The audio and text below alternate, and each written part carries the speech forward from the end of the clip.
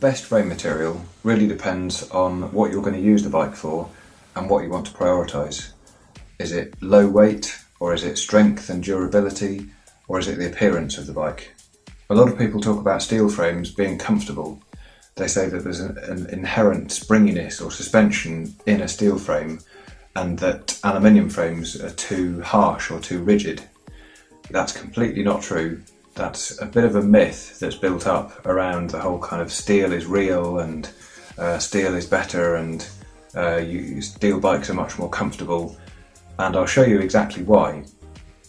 For a frame to be comfortable, or for a frame to have any degree of suspension or flexiness built into it, it has to be able to flex or to bend in a vertical direction.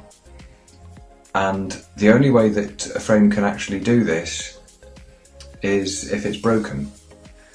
That sounds surprising, but because the front and the rear triangles of the bike frame are completely triangulated, there's no way that they can flex. There's no way that they can absorb a vertical bump from the road unless the frame is actually cracked or broken. The supposed comfort of a steel frame, the supposed flexiness or built-in suspension of a steel frame is actually entirely in the fork.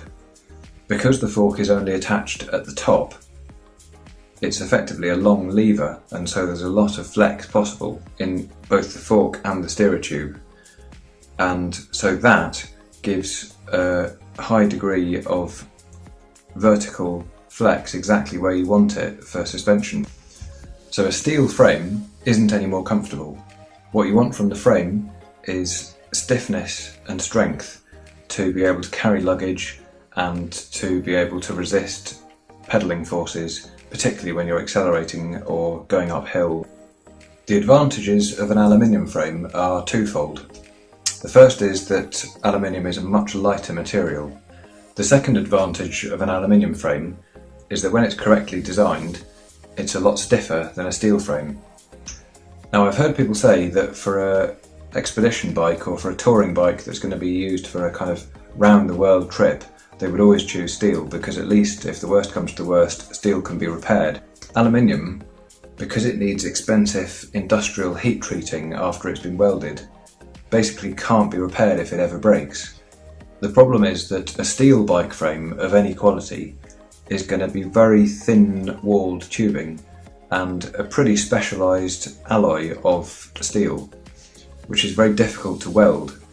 And anybody who's used to working on farmyard equipment or welding car chassis, or the sort of place where you would take the bike to be repaired if you were stuck in the middle of nowhere, isn't going to have any more luck welding steel than they are welding aluminium, because the type of steel that quality bike frames are made out of needs very skilled, pretty low temperature brazing rather than agricultural welding technologies. So for Bristol bicycles, we've gone for the best of both worlds. On the one hand, we've gone for an aluminium frame, which is both lighter and stiffer, but on the other hand, we've gone for a steel fork, which does give a nice degree of built-in suspension through its inherent flexibility.